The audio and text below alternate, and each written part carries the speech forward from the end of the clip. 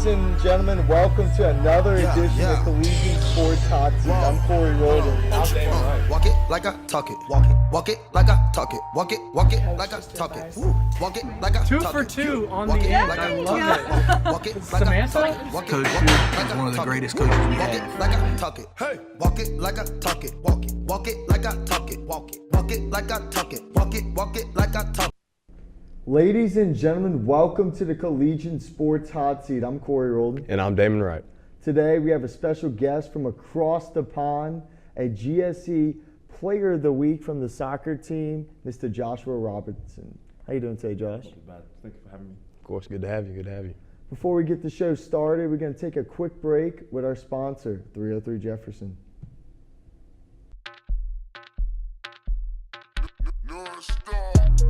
Came through drippin', drip, drip. Came through drippin', drip, drip. Came through drippin', drip, drip. Diamonds on my wrist, they drippin', ice. Came through drippin', drip, drip. Came through drippin', drip, drip. Came through drippin', drip, drip. Diamonds on my wrist, they drippin', ice. Tired of the cab? Take a walk down Brick Street, 303 Jefferson. Open 6 days a week. Welcome back. So, Josh, why did you choose to come from all the way from London to America? Well, that's an interesting question. Like for me, I love playing soccer, and I enjoy my education. And when I was about 15 years old, I was informed by one of my friends at my high school, who was a few years older than me. He said, "Oh, I've kind of got this deal. I'm going off to university in America." I said, "Why do you want to do that?" He said, "Oh, well, I get to do what I love to do. I get to play some football. I get to go and study, get a degree as well." And he's done very well for himself now, and I'm like, maybe I should look into doing that. And just kind of sow the seeds, if you will.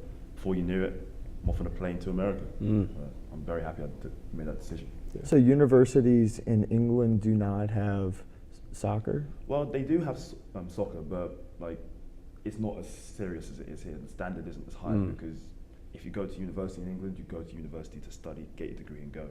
Like I'm here, I get the best of both worlds in America here. Plus, I get to travel, see a part of the world that I haven't done before. So I'm very, very fortunate and happy that I get to marry the two. Gotcha.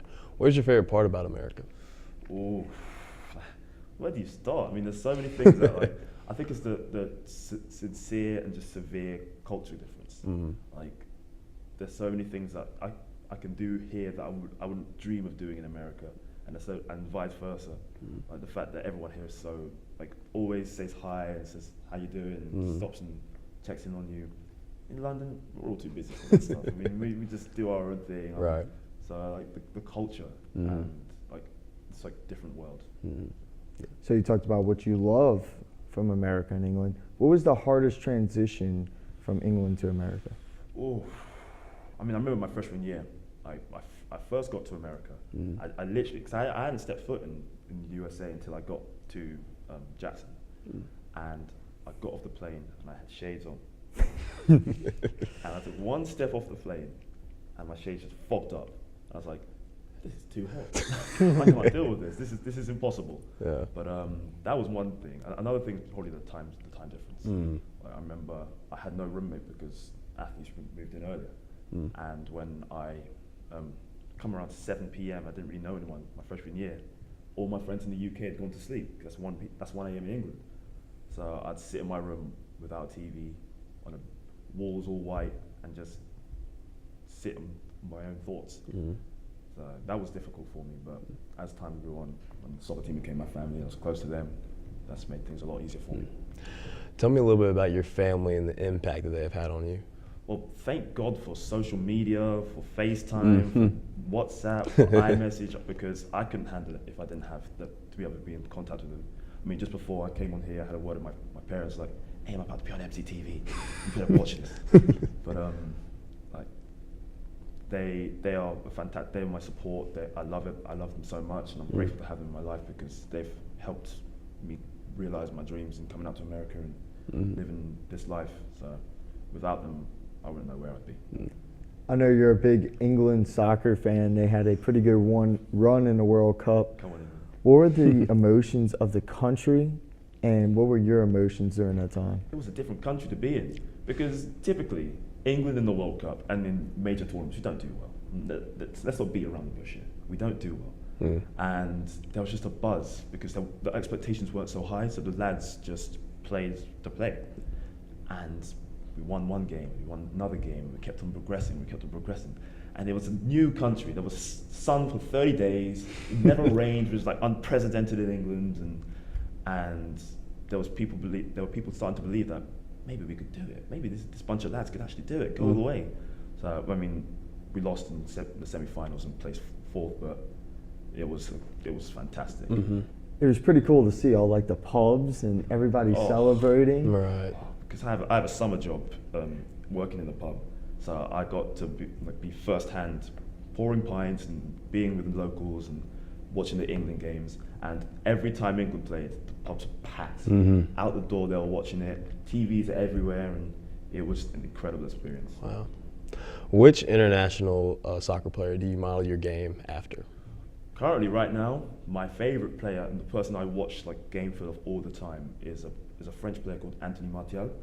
He is number 11 for Manchester United, my favorite team, and actually why I have that number for MC.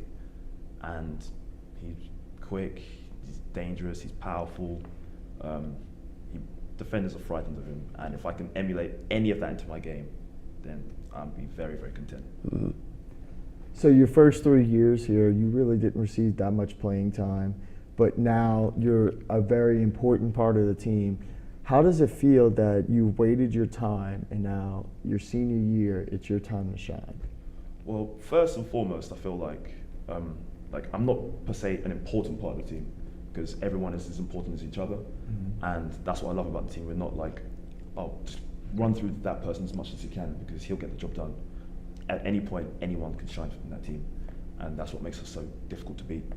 But I'd like to see myself as an example to like young freshmen and sophomores who maybe aren't getting their game time. And I know that when I trusted in the coach, and the coach trusted in me, and when he thought I was ready to go out there and do a job for the team, I was ready. And it's been a long time coming, but I'm going to grasp this with both hands and make sure I do the best for the soccer program. You said your favorite football club is Manchester United. How did you start going for Man U? Well, it started with my dad. He's a big old United fan. I've got family friends up in Manchester as well. And for years we had a season ticket. And the joke is, because I'm from London and I support Manchester United, a team from Manchester is like, oh, you're a plastic fan. Textbook Manchester United fan, which is so fake. But I had a season ticket. So for years I used to go up every weekend, take the train, leave my house at like 6 a.m, come back at like 2 in the morning, and watch a United game. And it was a great experience for me. So I fell in love with the team from the first time I arrived at Old Trafford Stadium. Gotcha. If someone was to make a TV show about the soccer team, what would it be called and what would it be about? Oh, now what would it be called? I don't know about that one, but that's interesting you say that because I remember I was sat with a few of my friends and we were thinking, like, because there's so many international people and the program is so diverse, people from different walks of life, like, we would have an interesting show to watch, just following our day-to-day activities, our interactions on the field, in practice in particular, and it's something that I love. I sit there and I laugh at everything that happens in that team. It's a great dynamic we have. I'm not too sure about the name. Maybe something to do with rondos because that's the best time of practice. You get 6 or 7 people on the outside, 2 people on the inside, and they have to try and get the ball. And as far as you can go, the better it gets, it just progressively gets better. Do you know how they say like too much of one thing is not good enough for you, not good. It's not the case with rondos. The more you go on, the better it becomes. Like it doesn't get worse. Maybe something with that. Yeah. What's one important life lesson you've learned while during your time here at MC? I've actually changed so much since my freshman year. Like I tell everyone now, like I would hate freshman Josh because he was just a completely different person to the person I am now. Life lesson, I couldn't give you one, to be honest with you. I mean, there's so many. like it's grounded me. It's given me such independence. It's given me a fantastic support group, like a network of friends that I can rely on, I can turn to. It's given me a second family in the soccer team, and it's given me a brand new identity, which I'm very, very content with. So. It's your senior year, so after you graduate Mississippi College, what is your next step? That's the $1 million question. See, I'm keeping my options open right now. Like, as of right now, I do believe I probably will end up going back home to England. That's because my family are there, like my life's there, my cats are there, I miss my cats. But whether I stay in America, that's up for the future. I'm leaving tomorrow's problems to tomorrow's Josh. What is your cat's names? Oscar and Pablo, and they are my boys. Oscar's my favorite. And you know, he should never have a favorite Right. child. I'm sorry. Oscar's my boy. Like I'll sit in my bed and it'd be like from coming home from my work at a pub, be late, early hours in the morning, and I'll get into bed and I can just hear tiny little footsteps. Like, Oscar, is that you? Meow. Hey, Oscar, go on up into the bed and jump on my bed. And just, so he's my favorite. I miss him. I'll FaceTime home. I'll be like, where's Oscar? He'll hear my voice. He'll come to the camera. So that's my boy. If you had to play another sport here at MC, which sport would you want to play? Oh, I've never thought of that. See, I'm so content with soccer, but I loved tennis. Tennis. Growing up, I loved it. I played it not well enough, but I was also a ball boy at Wimbledon, tennis tournament. So I've been very fortunate to be courtside, on the court, as some of the best tennis has been played in the world, and I'm very good with the tennis team. They're a bunch of lovely lads. They're international like us. Us international have to stay together. Shout out to the OGE. Who's your favorite tennis player?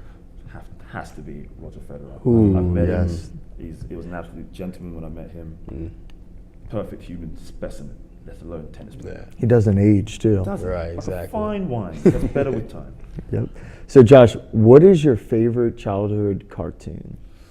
Oh, you see, coming to mind, I have three. The old school Pink Panther, the original like Tom and Jerry's, Yes. Yes. Yes. and the original Looney Tunes. Like, give me Roadrunner and I'll watch that all day. So, I just remember as a child sitting in my grandparents' house, drinking chocolate milk and Chalmette, watching Tom and Jerry in the morning. I will say, if you fancy recreating that, 265 Newman's, you can come round. I've got the chocolate milk. You bring some Tom and Jerry's. We'll binge it all afternoon. That's all I can say. What does the future for MC soccer look like? Very, very bright. Very, very bright. I know. The one thing I think that Kevin Johns, our head coach, is fantastic at is recruiting. So I know we are the tightest knit this team has been. Quality-wise, I don't think we are as good as we've been in the past, but what we lack in like our killer instinct, we make up for in our ability to like be a tight-knit, cohesive team. And we got some fantastic young talent coming through, and I know the program is in fantastic hands for when I pass over the baton, if you will.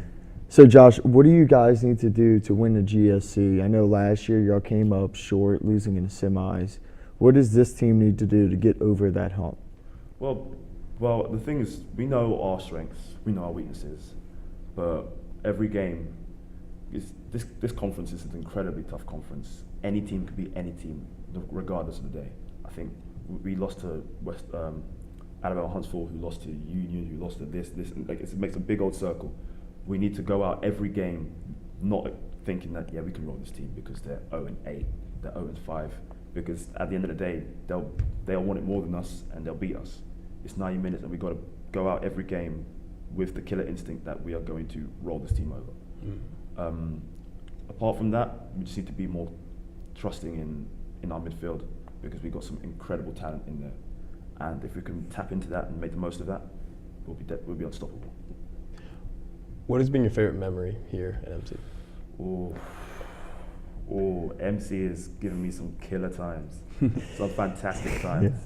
I think I'm probably going to stick to soccer, but some of the rondos, I've had some incredible rondos in my time. Some of the dance-off competitions that the soccer team have had. I don't even know if you can call it dancing, but I've seen some things that will change a man. And just like the little things, like the day-to-day interactions in the locker room, and the day-to-day interactions whilst we're warming up, jogging around the pitch. Like, there's some stuff that I will never forget for real.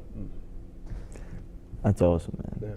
Well, that's it for this segment of the show. Now with JJ Vaden with Magic Time. What's up, y'all? It's JJ Vaden, and we're here for Magic Part 5. Let's go get it done. Okay. So, do y'all know what the term across the pond means? Overseas, yeah. That's right. Overseas, right. It is when it is sort of like in reference to England. Yeah. Yeah. So it's whenever someone in the United States is talking about something from overseas, specifically in Europe, specifically England, they say back across the pond. Okay, yeah, that makes sense. What the richest sports team in England is? Yes. Who? Manchester United. Manchester, right. What place did England come in the World Cup? Fourth. I'm surprised. I didn't even know that. I don't know how these people I'm a do that. huge soccer fan. You are? Yes. Where is Joshua Robertson from? I think from like London or something. London, that's right. Yeah. Just, I deck of cards. Nothing special about it. All right. I'm gonna give you about half the cards. You mix those up as much as you want. Give you half the cards, and just mix those as much as you want. Just mix them up. Do whatever you need to do. Make sure they're real. Everything.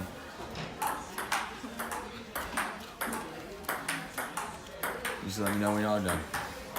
You done? All right. You satisfied? I'm satisfied. Are you satisfied? Yes. All right. Now I'm gonna kind of do a crazy shuffle. Okay. What I'm gonna do is I'm gonna just kind of mix these cards face up, into face down. Like that. That's good enough. And I'll go ahead and show y'all that all of them, they're all really mixed in together, right? And will you just do me a favor and just kind of push them together, just like that? There you go. And I'll get all of them up. And you know, what the heck? Will you help me with this one? Just go ahead and just kind of do this with me. Just kind of flip them up, face down, just much with it. And when you're done, just get them all together. It's all good. I'll put them back in there. All together? Yeah, I'll put them all together. All right. Now, here's what we're going to do, okay? So y'all can both agree that all these cards are really well mixed up, right? Like some are face up, some face down. Hopefully he'll cut this part out because this takes really long. There you go. Okay. Now, so I'll go ahead and show you. Some of the cards face up, some of the cards face down. I'm gonna go through and any card you want, I'm showing you they're all face up, face down. Go ahead and just slide out any card you want. Any card you want, face up or face down, doesn't matter. That one right there, all right. And it's okay if I see it, doesn't matter if I see it. 10 of diamonds, that's a good card. All right, show the camera. Now Ingrid, you're gonna do the same thing. I'm gonna go through the deck and you're just gonna pick out any card you want, face up or face down, doesn't matter. Going through. Ace of clubs. Thank you very much. Now, at this point, you can put it back right here, face up or face down. It doesn't matter to me. Put it face up. Or face, do you want it face up? Yes. Face up, that's cool. And I'll go through face up, face. You want yours face down. Cool. And I'll go ahead and show y'all. I'll keep going through and show you that all these cards are really thoroughly mixed, right? Now, at this point, some of the cards are like this, right? And some of the cards are like this, right? And some of the cards are, I can find them, are like this, face to face, right? Put y'all's hands over the cards. Put your hands over his hands. Now, if I snap, remember how they're all mixed up and face down? Now all of them start to move around all on their own, right? So now every card is facing the right way. Did y'all feel anything? No. Check this out, move your hands. Every card is now face up. Except for one, except for two. Go ahead and take those cards out and see what they are. 10 diamonds, ace of clubs.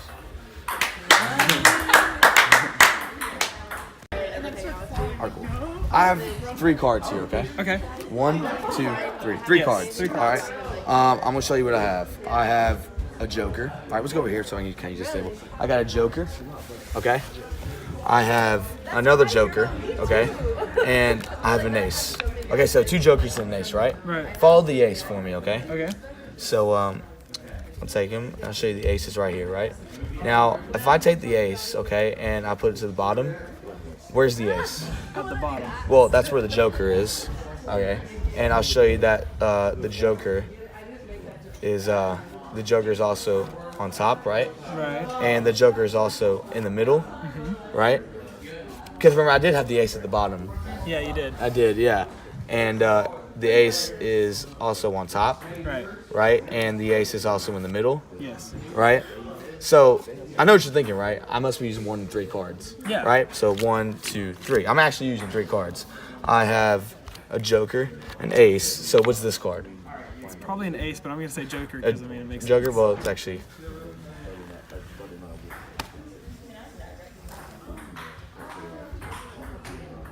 All right. Yeah. Cubby, can you just verify all these cards are different, all mixed up, all shuffled, are different? I reckon. Yeah, you reckon? Yeah. What I'm gonna do, okay, is I'm just gonna riffle my thumb down the deck like this. Just tell me to stop whenever you want. Okay? All right. There. Right there. You sure? Yeah. All right. Take that card. This card? Look at it and show it to everybody, but I don't want to see it. Okay? Y'all see this? Y'all see this? Y'all see this? All right. Just take the deck. Take that and put it inside the deck and then mix the cards up as much as you can. All right. Are you done? Yeah. All right. Hold out your arm for me like this. And now watch. Ready? I'm gonna take the card and make it invisible. Okay?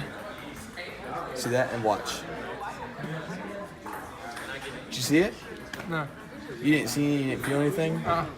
You didn't Was it see it posted? fly and go over. Where over there? Look right. Oh no. There ain't no way. Go see what that card is. There ain't no way.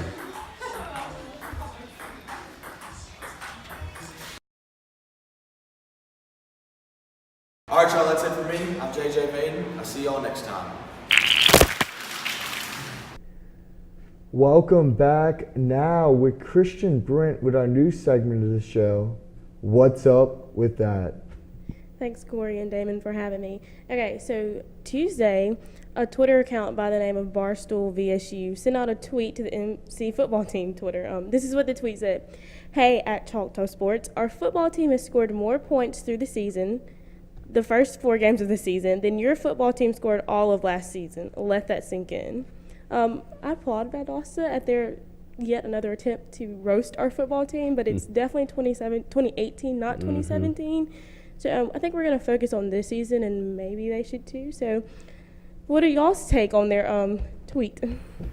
Are we going back in time? Yeah, it's 2018. Do we have the same offense as last year? Not at all. I mean, a lot of things are different. So do we have the same players? Not even close. I mean, Can I chime in here? Go ahead. I think maybe they should focus on making sure their team is as good as it can be, as opposed Thank to you. focus on who well they're playing. No exactly. concern there. I don't know why they're coming at like. New year, new me. So, well, that's it for the Collegian Sports Hot Seat. Thank you, Joshua, for coming on the show. Thank you very much for having me, boys. Appreciate you. I'm Corey Rholdon. And I'm Damon Wright. We'll see you next week.